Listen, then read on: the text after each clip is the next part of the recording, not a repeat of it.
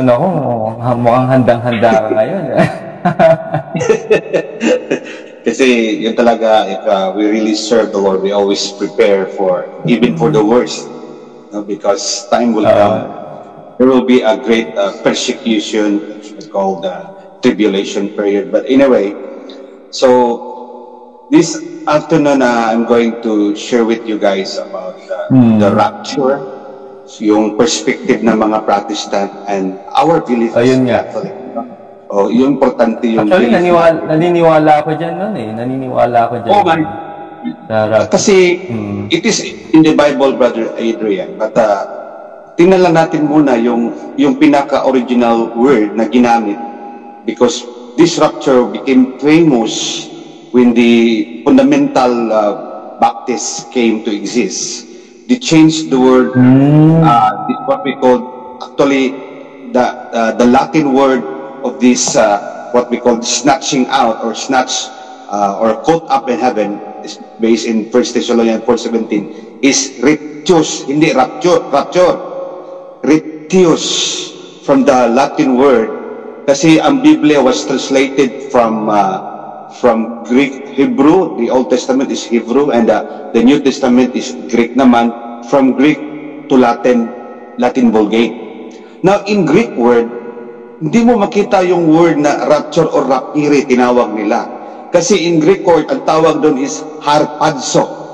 So, snatching away, or violent snatching of the believer. So, harpazo. Ang rapture, the word rapture, it became famous only when the Protestant came to exist. They went out from us. So, they changed the rictus from the Latin or harpazo to rapture. Actually, kilala natin si Saint Jerome. He's the one who translated the Bible from Hebrew, Greek to Latin. So, ang ginamit at that time is Latin, is rictus talaga. And it was famous during the medieval time. Before, that was early 400 years, no? From the time of Jesus Christ, then 400 years. Latin Vulgate talaga ang ginamit because can be easily understood. And it has emotion when we translate from Greek to Latin. Kaya nga famous ang Latin. Now, but anyway, tingnan muna natin yung perspective ng mga Protestante regarding rapture, because this is very famous, no? Even when I was a Protestant before, I preached about rapture of the church, but not of our end-time prophecy, no?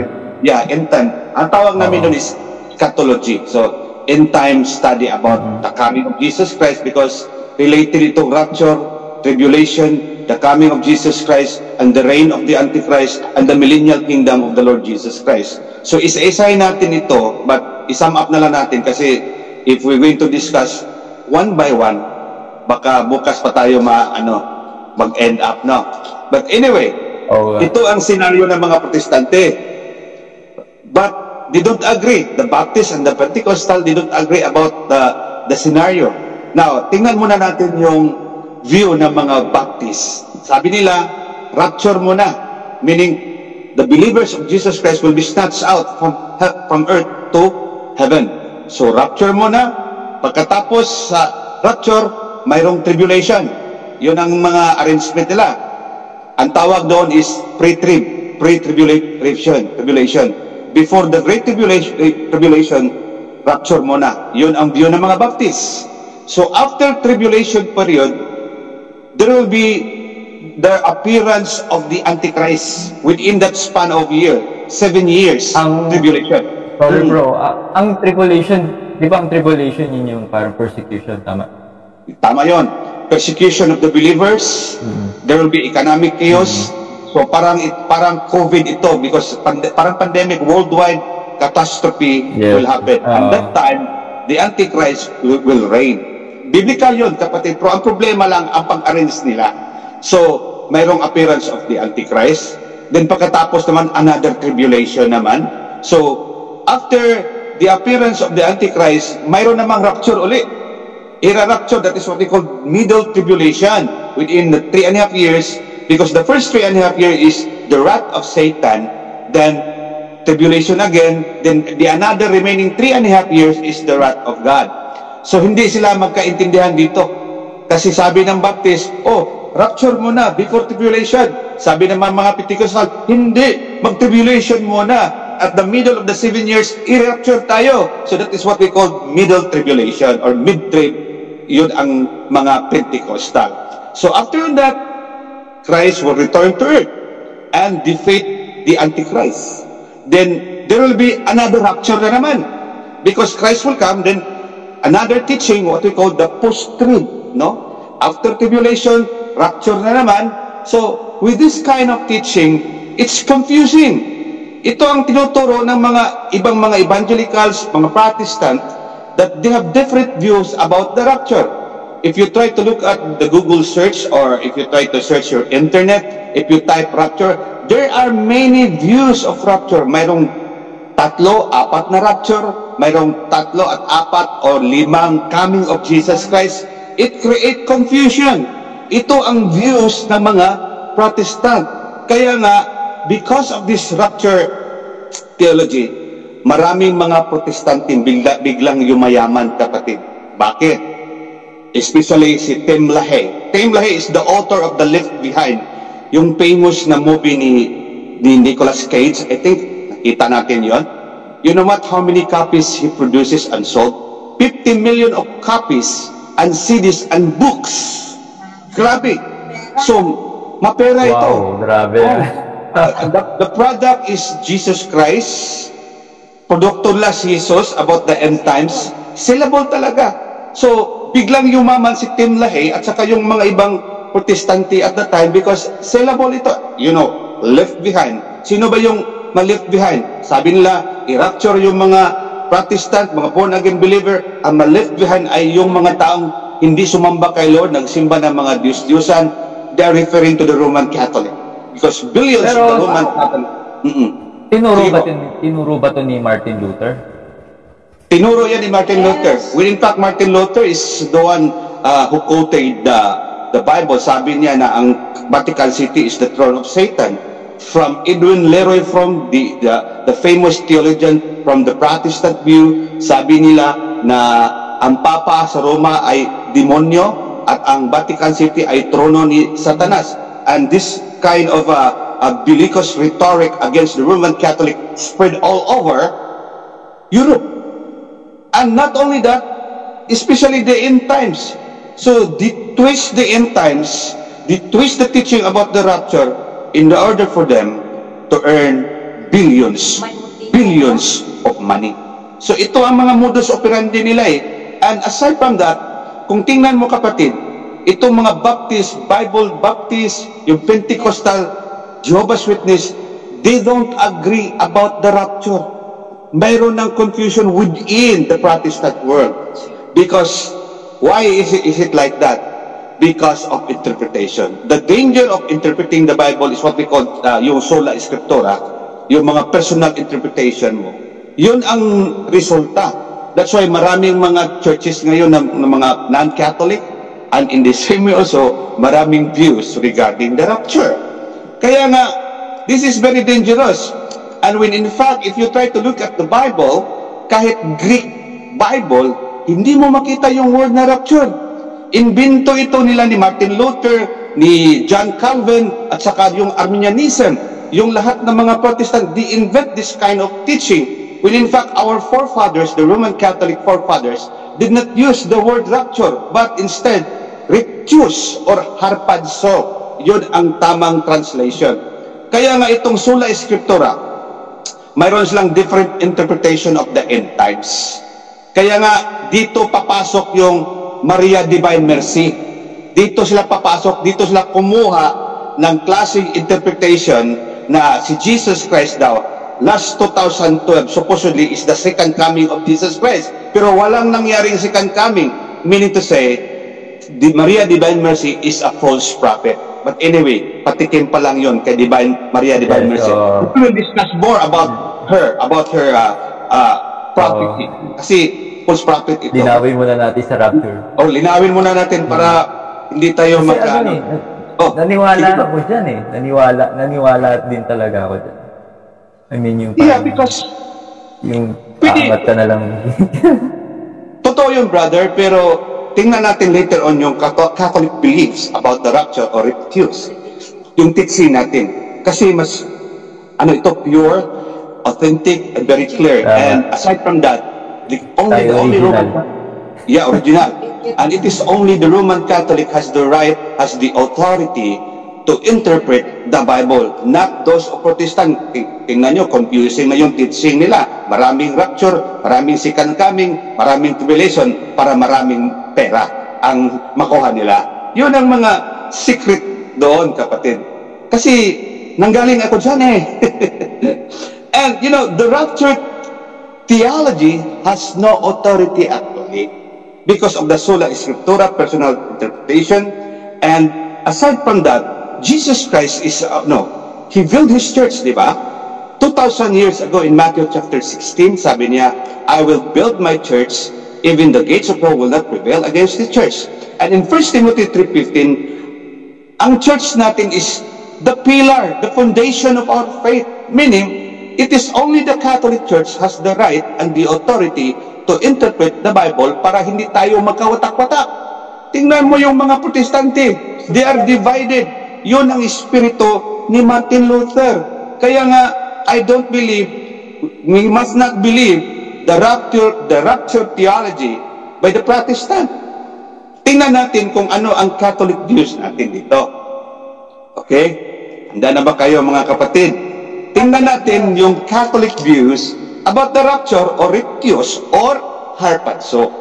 Now, the Catholic do not believe in rapture theology from the Protestant. That happens anytime because according to them, it is the imminent return of Jesus Christ. There is no specific dates. The rapture will happen anytime. Kaya nga, mga kapatid, totoo naman yun. But ang ating church naman is correctly dividing the truth so that we will not be alarmed. He gave us a church and we should listen to the interpretation of the church, of our church, the Roman Catholic. Now, the Catholic do not believe in a rapture theology from the Protestant that happens anytime other than, the final coming or the second coming of Jesus Christ, which occur at the end time. So, meaning to say, we believe the final coming of Jesus Christ, we believe in His second coming, that will happen anytime, but it will happen at the end time. Meaning, if we will discuss about end time, katapusan ng lahat. The end time or the time of men, the time of this world will end up and the time of God ay papasok. Meaning to say, lahat ng ginawa natin dito, yung makamundo natin, tapusin lahat yun ni Lord. And that time is na the coming of our Lord Jesus Christ. Siya ay babalik at that time. The exact time is, mangyari yon. Kaya nga, tayong mga Katoliko, hindi tayo naniniwala dyan. The Roman Catholic does not believe in literal and physical 100-year reign of Jesus Christ. Sinabi namin yon dati before that it was a millennial reign of Jesus Christ. Marami kaming mga eksena marami kaming mga pasikot-sikot in order to divert the attention of every believers in the Protestant, especially me as a pastor before. No, as a pastor before, I protect my own interest. That's why I teach about rapture according to my own interpretation. Ang evangelical naman, ang mga Pentecostal, they have their own interpretation of the rapture in order to protect their own interest. But tayong mga Katoliko is more biblical compared to this myth. Kasi myth ito Rapture myth ito ng mga Protestante para bang haka-haka lang, guni-guni. Ganon. Kaya nga tayong mga Katoliko, we are protected by our church. We are protected by the authority of our church, especially the Pope in Rome. Yun ang na-protect natin, yung mga scholars, mga theologians natin. Yun. Yun. Now, ano ba ang paniniwala natin ng mga Katoliko about this rapture, about this end times? Okay. We will apply the CCC, the Catechism of the Catholic Church, para safe tayo mag-interpret, para hindi ito magiging gumi-gumi lang. Okay? Yes. May CCC. Now, ito ang teaching. There will be a great tribulation. Yung pighati ba yun? Sa Tagalog? great tribulation. There will be a great chaos all over the world. Itong COVID-19 nito, patikim lang ito, kapatid. This is the scenario will happen that the worldwide will suffer this kind of tribulation. Now, what is this tribulation is all about? It's all about believers in Christ will be persecuted, will put to jail, and some of us will be beheaded because we follow the Lord Jesus Christ.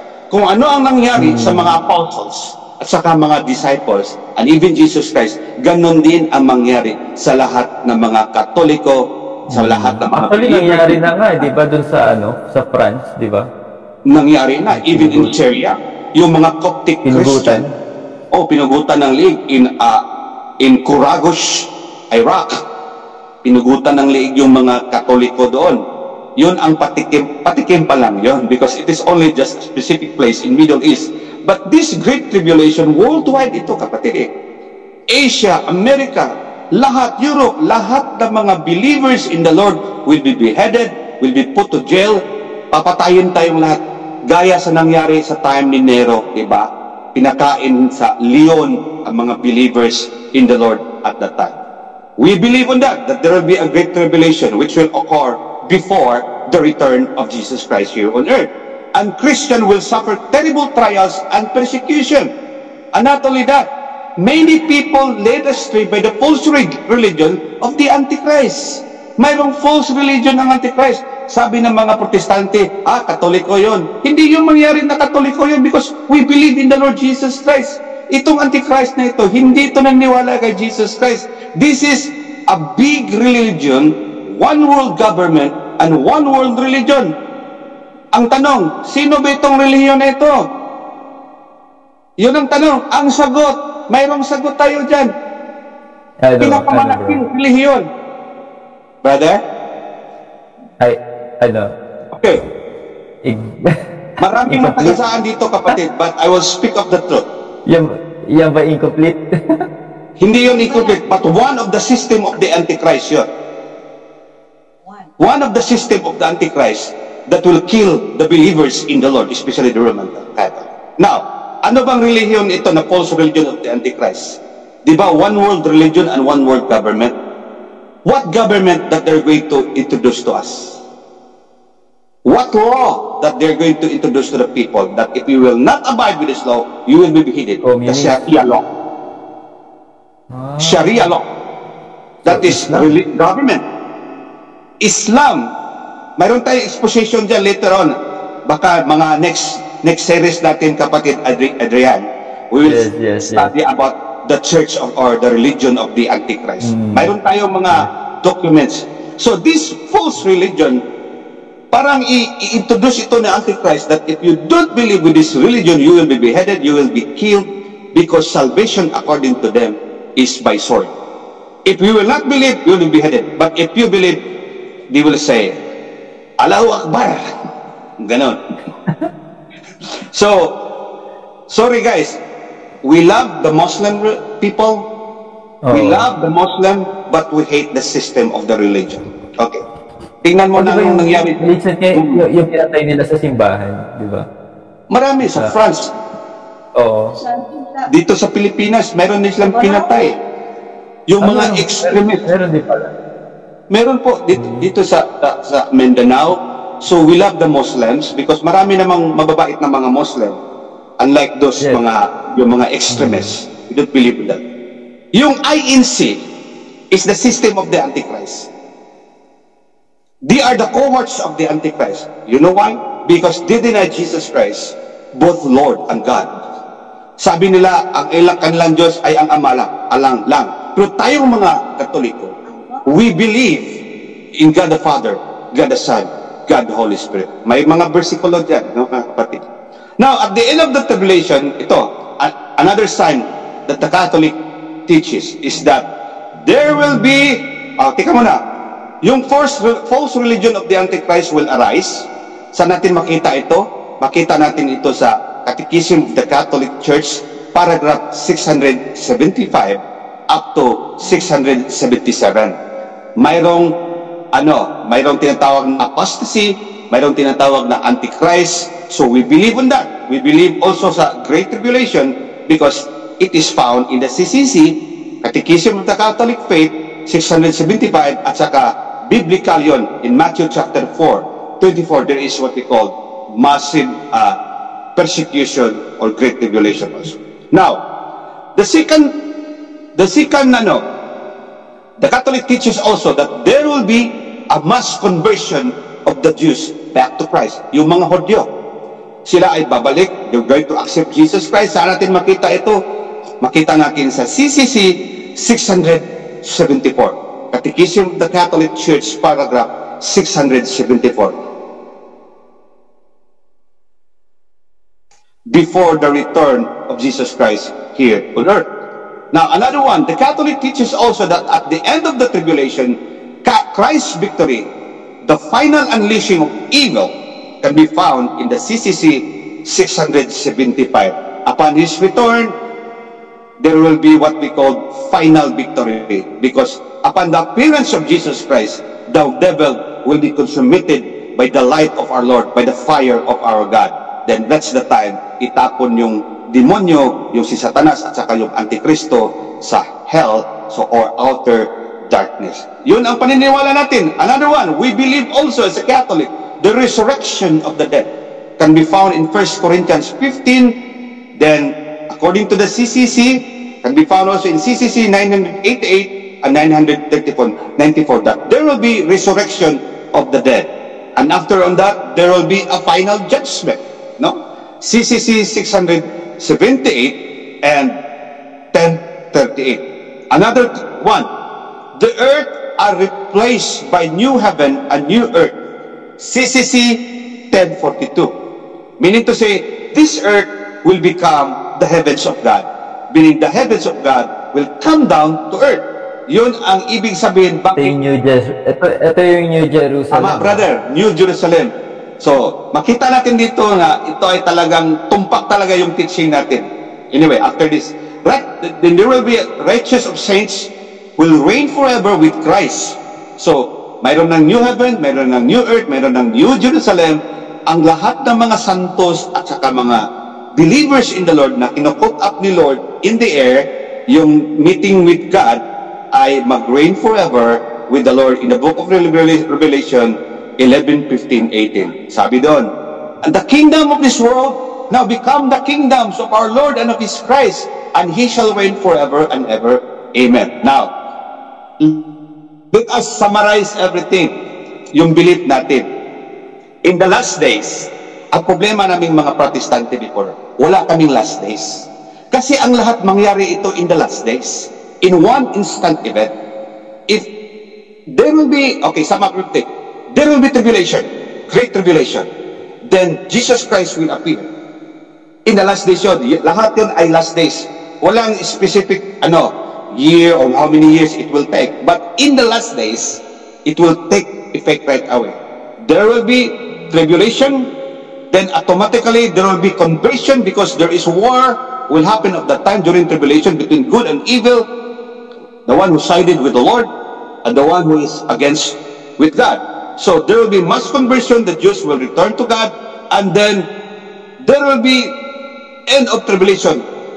Upon the appearance of Jesus Christ on the earth, He's a conquering king, He's going to capture the devil at itapon doon sa lake of fire. That is in the last days. And in the last days also, we will reign with Jesus Christ. There will be new heaven, there will be new Jerusalem, and the saints of the Lord will reign forever. Kasama tayo doon, kapatid, kasi tayo ang mga santos. Now, ano ba mangyari sa 1 Thessalonians chapter 2? No? Sabi doon, upon the appearance of Jesus Christ, don't be alarmed. That some people will say, oh, nandito na yung last days. Sabi ni Lord, sabi ni Paul, don't be alarmed, because that time will not come, because ang Antichrist muna mag-reign muna. So this time, maraming Antichrist, maraming mga false prophet, mga false teacher, at isa lang doon si Maria, Divine Mercy. Yun ang sinabi ni Lord.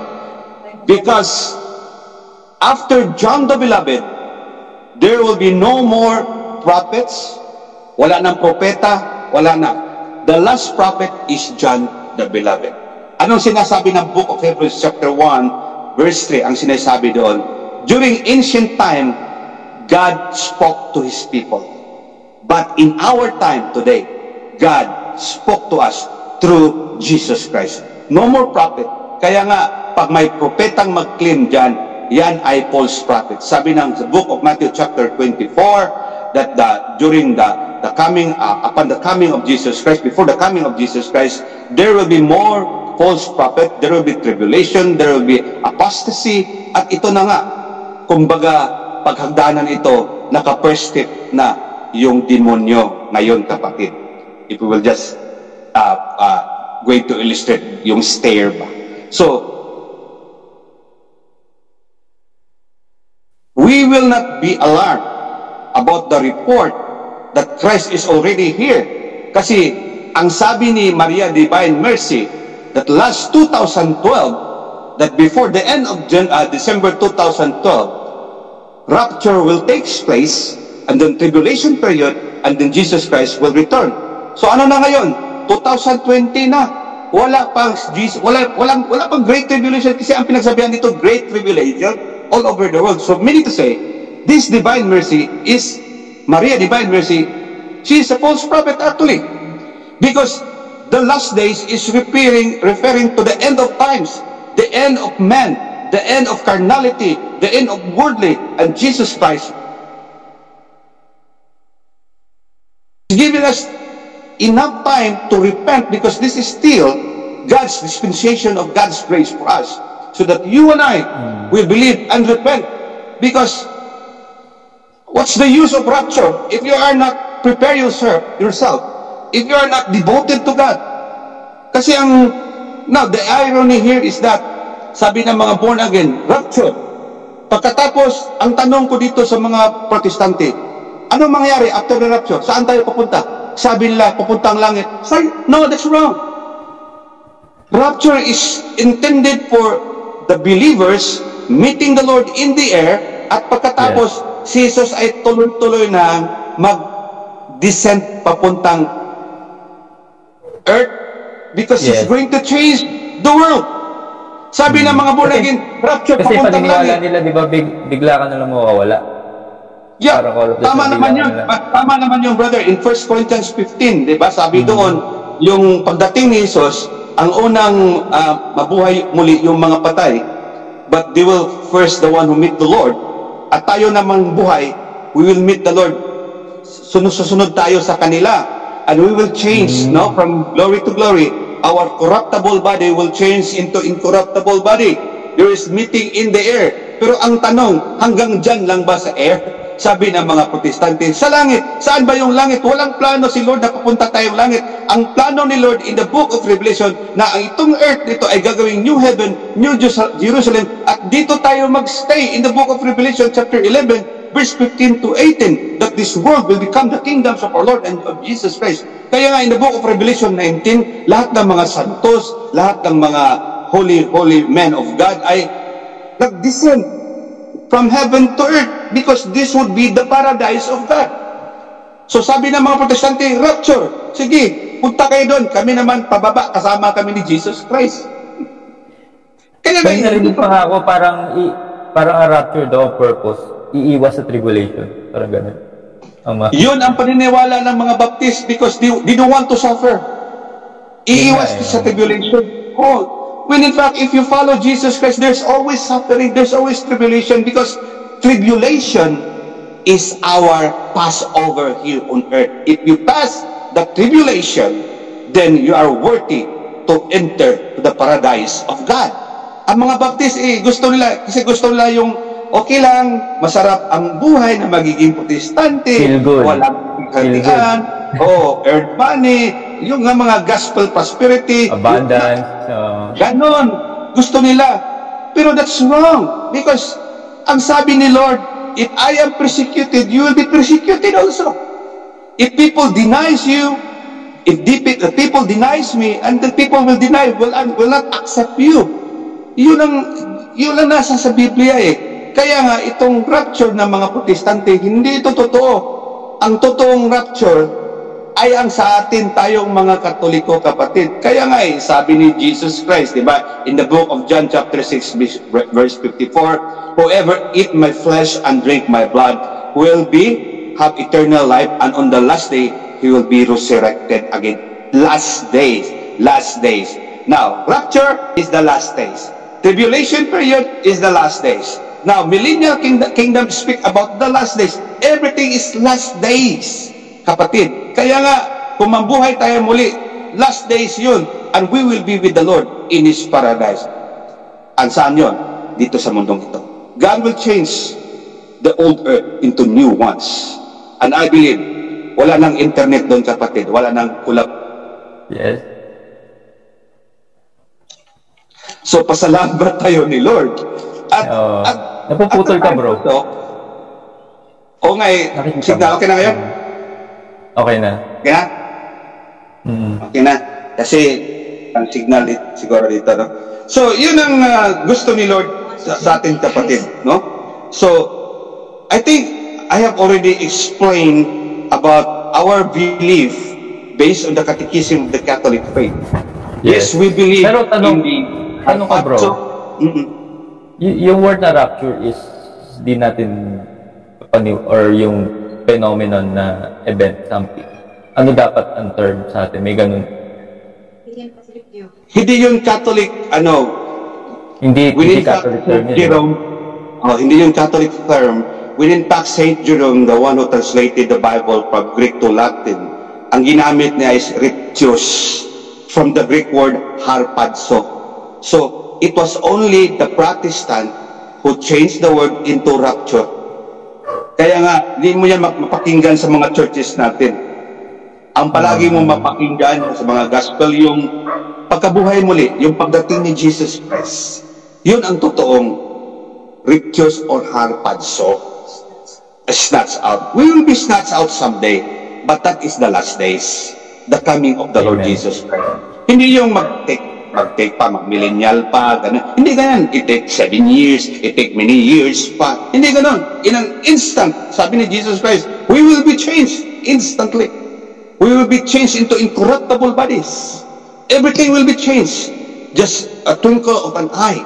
So, lahat ma-change agad, kapatid.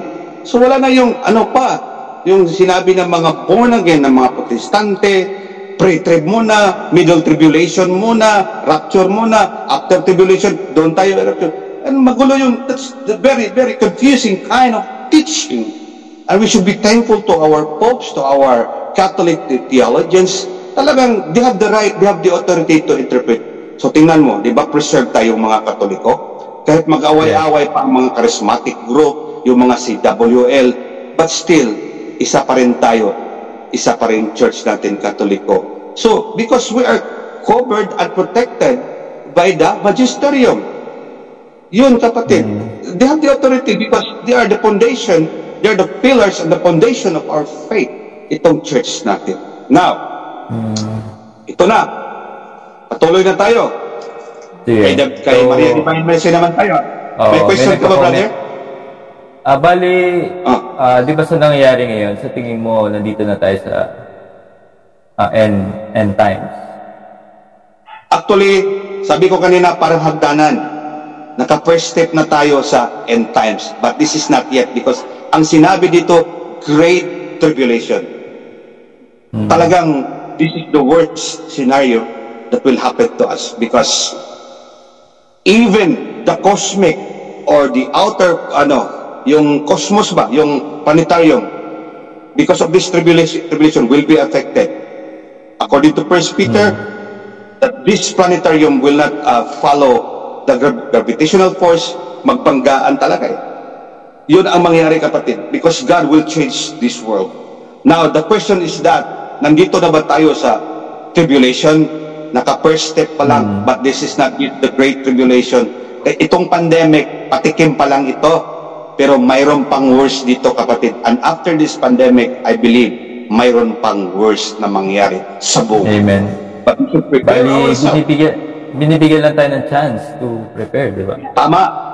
Actually, this is a wake-up call for us, this COVID-19. Wake-up call for us to return to Christ. Kaya nga God allows to padlock lahat, di ba, yung mga churches natin, nag-lockdown at first nung nag-atake yung virus dito sa Pilipinas. Di ba, padlock lahat? What is the message? The message is that we have to have a quiet time with the Lord only, without a priest, without a pastor. This is now the time that you and I will talk to God. Ito ang gusto ni Lord sa atin, kapatid. And after that, if we survive with this kind of virus, then we will return to our church. And it has a lot of meaning. If we return back to our church, we should be rejoicing in the God of our salvation. We will learn to appreciate. Hindi marunong mag-appreciate sa church natin. Yung mga sakramento, we deny that one already, di ba? So God allow this pandemic, but meron pang pinaka-worst, yung Great Tribulation. Yung mark of the beast, mangyari yun sa tribulation. Yung 666, obvious talaga, when in fact, ang mga tao ngayon ay parang, kinukondisyon na mga otak natin. Di ba, mayroon ng RFID, yung radio frequency identification. Yung sa tawag dito, sa mga toll, gagawin ng cashless. Sa mga toll gates, gano'n, gagawin na yon, kapatid. But later on, kasi ang sabi dito sa Book of Revelation chapter 13, verse 18, itong mark of the beast, talagang i-mark yon sa forehead mo at saka sa right arm. Yung sabi nila yung vaccine daw ngayon. It could be. It's very dangerous. That's why we should be careful. It could be. Yes. But I'm not saying na ito na. Kasi ang mark of the beast is really literal. It's a mark. It's a mark. Kasi ang ngayon muna is parang i-condition lang muna yung mind natin para on the specific time na mag-expose na i-expose na yung demonyo, yung diablo, talagang mark yun number marking on our forehead, on our right arm. Doon talagang itatak sa demonyo, kapatid. That's why sa tribulation talagang it's a worse scenario. Bakit? You cannot use your money anymore. It's a priceless. It's nothing yung ATM card, yung savings account mo. Hindi na yun magagamit, kapatid. Kasi if you are truly believers in the Lord, you will not receive the mark of the beast. And what will happen? You will be beheaded. Or you will run away. Sabi ng Biblia, you cannot run. You can hide, but you cannot run away from this worst events. That's why, yung sabi niyang Biblia in the book of Matthew chapter 24, yung mag-survive ay the one who can enter into the kingdom of God. This is the price of our salvation. Kaya nga palang hindi pa ito nangyari yung Great Tribulation. I-prepare natin ang ating mga sarili. We will attend Mass.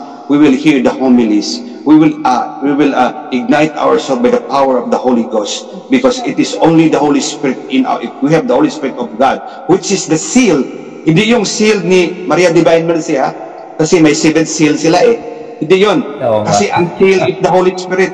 Ephesians 1:13. We are sealed by the Holy Spirit of God as an installment, as a guarantee that you and I will become children of God, and we may be able to survive against or with this kind of trials, with this kind of tribulation period. Hindi yun kay Divine Mercy o the Maria Divine Mercy. May tanong si Brother LJ, bro. Question Sige, po, bro, Brother Bu. May purgatory po ba natapos ang judgment? Lahat ba ay Elias nasa purgatory sa final judgment?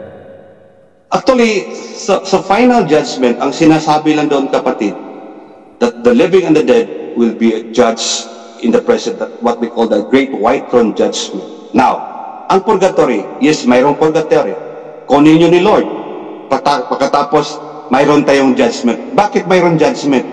That judgment is no longer condemnation. That judgment is reward that we're going to receive from the Lord. Especially those who survive from the Great Tribulation, still we will be judged according to our work. And we will be with the Lord forever. Yung purgatory naman is, pagdating ni Jesus Christ, tayong buhay pa, ay hindi na kailangan pupunta pa doon sa purgatory. No, kasi nandiyan na si Jesus.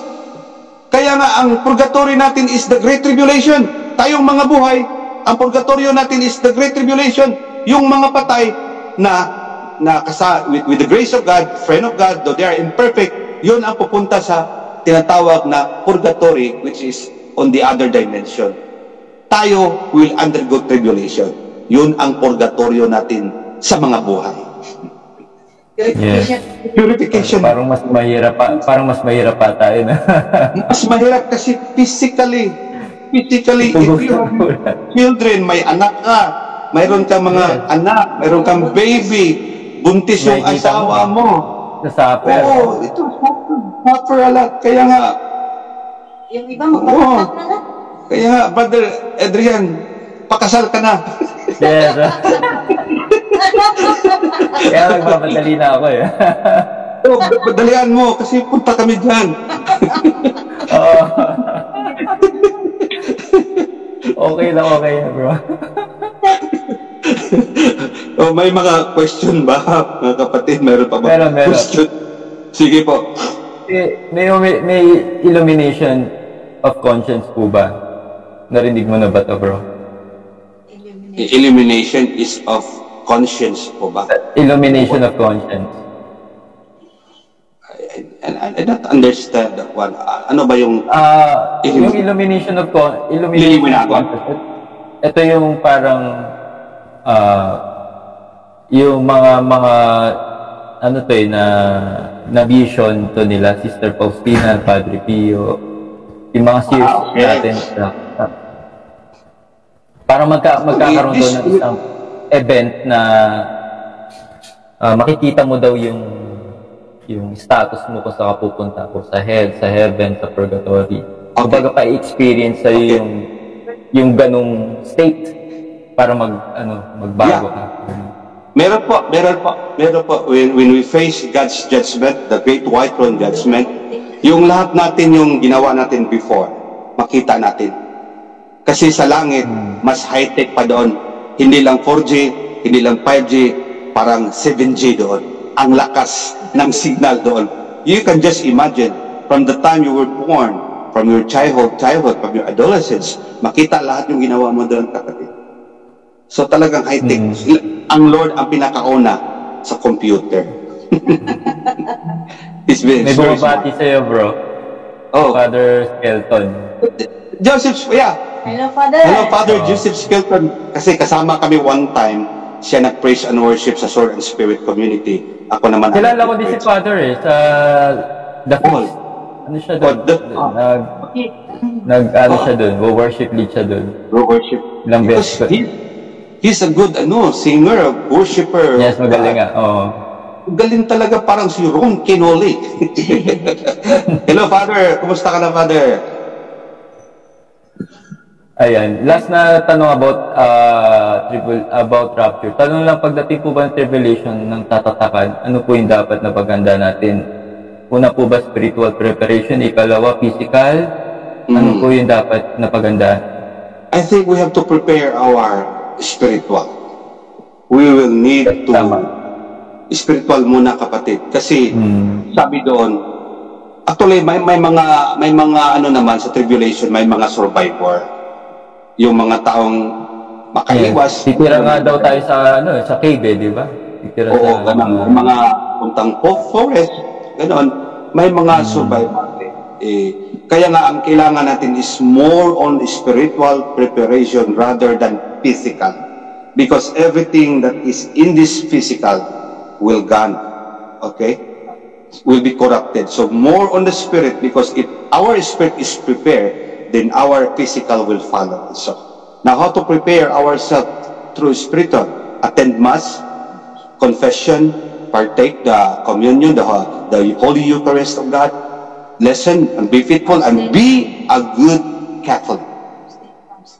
Abstain from sinning. Yes. Do not do it again and again. Oo. Kasi may iba dyan nag-repent. Yes, I repent. Repeat.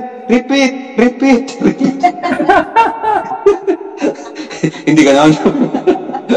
Kasi di ba sa Protestant, paniniwala nila, once you accept Jesus, parang murado na. Yun na yun, di ba? Oo, usually the Baptist, hindi lahat ng mga Protestante. But this Bible Baptist, yun ang paniniwala nila. That if you believe Jesus Christ, lahat ng mga kasalanan mo, burado na. Yung present, past, at future. Nako, ang hirap dyan kapatid kasi may nasabi ni Lord dyan sa Matthew chapter 24 that we should work out with our salvation, no? We have to be good because faith without work is dead in the book of James. So, magpagod yung theology nila. So, yes, we are saved, but not yet. We are saved because Jesus Christ died 2,000 years ago. Tama. But we have to work it out. Parang magiging complacent na sila parang gano'n. Kaya nga maraming dyan sa kanila Hindi naman ako ay naghuhusga. Maraming complacent dyan sa mga non-Catholic. They pretend to be good. They are good kuno. But actually, deep inside in their heart. But actually, I will call them the modern Pharisee of our time. Not all. Kasi sabi lang, kami lang kasi Pariseo yun. Tama. Meron nga kung kilala mo to si Pastor Carlens ng Hillsong, New York. Sa Hillsong. Meron, kakabalita lang nito lang kanina umaga. Natanggal na siya as pastor ng Hillsong kasi unfaithful na huli. Unfaithful sa asawa. Sobrang idol ko pa naman. Magaling mag-preach yun. I mean, mag-idol ko siya sa pag-preach ganyan. Magaling naman talaga. Yun nga. Natanggal na siya dahil nga unfaithful, moral issue. Okay. Sobrang nakakapanghinayang. May chance pa yan kasi nandito pa tayo sa dispensation of grace ni God Kaya nga, divine mercy. Hindi yung Maria Divine Mercy, yung Divine Mercy kay Father Prost doon sa National. Yun ang gusto ni Lord sa atin. Last na tanong na bro, bago tayo mag-proceed kay Divine Mercy. Yung Trinity daw. Okay. Narinig ko to yung sa mangga, yung in-explain mo. Yeah. Actually, hindi mo makita ang word na Trinity in the Bible. But the essence nandoon. Bakit? We believe God the Father is God. We believe God the Son is God. The Holy Spirit is God. Mayroon ba mga verses diyan? Mayroon mga kapatid. Dito na lang tayo kay Kristo Jesus kasi may mga churches ngayon, may mga denomination na hindi niniwala na si Jesus ay Diyos. Now, in the book of Revelation chapter 1 verse 8, anong sinasabi doon? The Alpha and Omega will says, I am coming soon. I am who was, who is, and is to come. Sabi, sino yun? Jesus Christ. The Alpha and Omega. The Lord God said. Sino yung Lord God said? Jesus Christ. Paano nangyari na Trinity? Kaya nga, in-explain ko na before, yung mangga, di ba? Mayroong isang mangga. Yung balat ng mangga ay mangga. Yung laman ng mangga ay mangga. Hindi pwede ang laman ay magiging balat. Sige, kainin mo ang balat. Hindi naman pwede yung buto ng mangga ay magiging laman. So, may iba't ibang function. Ba't isang mangga?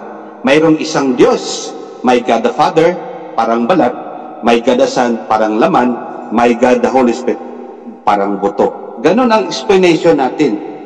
One God in three persons. That's why in the book of Genesis chapter 1, verse 26-27, ano sinasabi ni God doon? Let us create man, us, plural. Let us, the Adonai says, let us create man in our own image. Yung us is, hindi lang siya nag-isa. Meaning, tatlo sila. In the book of Revelation chapter 4, makita mo ang God the Father, God the Son, and God the Holy Spirit. Nandun, makita mo ang tatlo. One God. Manifested three person. So it is biblical. Tayo mga Katoliko, we believe on that because it is in the Bible and it is in the Catechism of the Catholic Church. Amen.